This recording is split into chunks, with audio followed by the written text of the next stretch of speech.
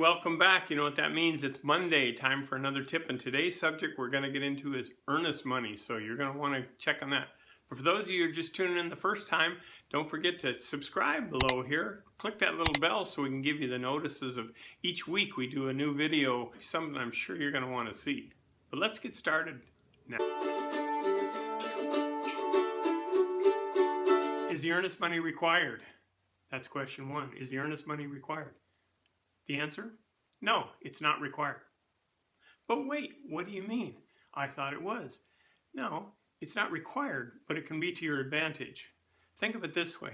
If you were the seller and you received two offers and one person said, I will give you your asking price and I will put $5,000 earnest money down, and the other offer comes in and says, I will give you your asking price and I don't have any earnest money to put down or don't want to, who are you going to want to take for the offer?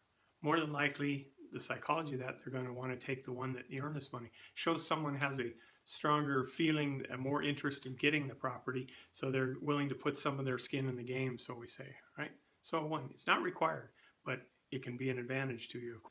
Number two, what is the earnest money amount that you would use? Well, think of it. Again, there's a psychologist. Some states, I've heard people say, oh, well, we're required to do so much percentage. You know, some areas require 3% of what the purchase price is. There's no requirement. It, again, is part of this psychological game of selling and buying. What's in the person's mind? Again, if you had two offers that came in and one person was offering you pretty much the same price and conditions, but one gave you a $1,000 earnest money, the other one gave you $5,000 or $10,000, knowing, you know, both those people knowing that there is a possibility they could lose that earnest money, there shows who's more interested, who's willing to put up more and wants that property more. So no earnest money amount is required, but again, it psychologically will trigger to the seller who's got a little bit more interest, who's probably stronger. They're going to think they have more money available. They're probably an easier person to get qualified and get through and buy the home. That's step two, or question two. So when is the earnest money due? Well, you need to look at your contract. Ours here in Washington State, if we look at this page here, show you that so buyers shall deliver the earnest money within 2 days after mutual acceptance to the selling broker or the closing agent. So within 2 days of mutual acceptance, that means when the contract is signed by both parties, the buyer and the seller, and they have an agreement, then the earnest money needs to be received within 2 days. Now, that money can go, the agent, if I'm representing you as the buyer, I can take that check from you and take it down to the escrow office and deposit it, or you can take it down there. It's not going into it's going into a separate account. It's not going into my account or my company's account. It's not going into the other listing agent's account. It goes to a neutral party, the escrow department, so if there's ever a dispute, it can be, you know, worked out there and nobody's got it to try to hang on to. Number four, is the earnest money refundable? Yes, in most circumstances.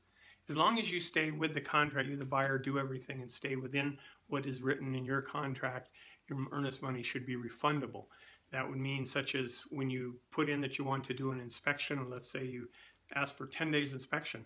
As long as within 10 days you've gone and given notice back that, say you decide you don't want it, you find something in inspection after 4 days or 5 days, you've done the inspection, you find that you don't want the property, or you know you've got some challenge with it, well, you're going to respond within that 10 days that you have. So say the 6th or 7th, 8th day, you respond back to the seller and say, hey, I would like you to either fix these things we found on the inspection or make an adjustment in price.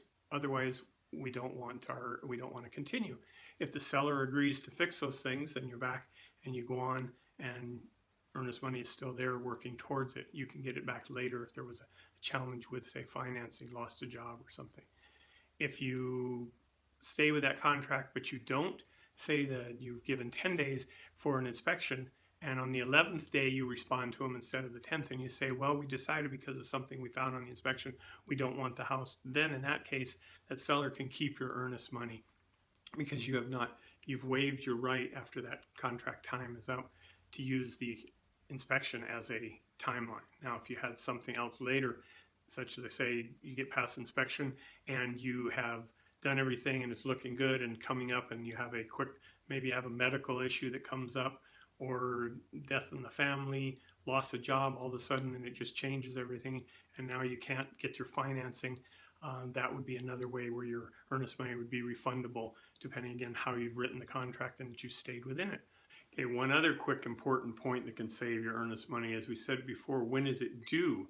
Within the 2-day period there.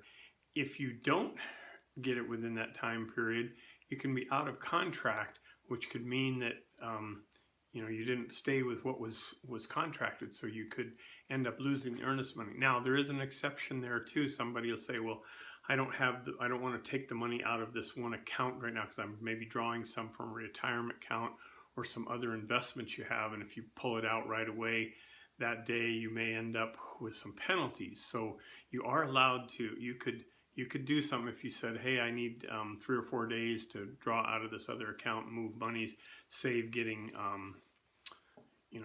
charges on that.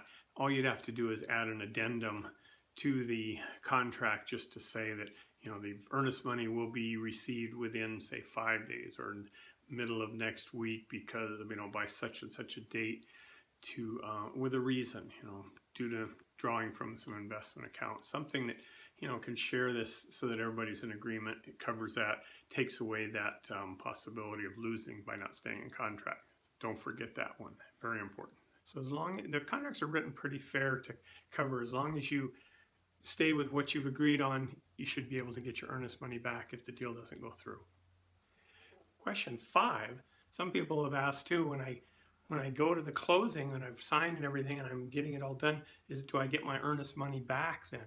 Well, no, you actually don't get it back. You do, in the respect that, say you bought something for $300,000 and you gave them a $5,000 earnest money, you basically are now doing the other $295,000 because you've already put that into the pot. They're going to show it on your paperwork, say here was the earnest money, it's deducted from there, and that shows that it's paid into the whole amount.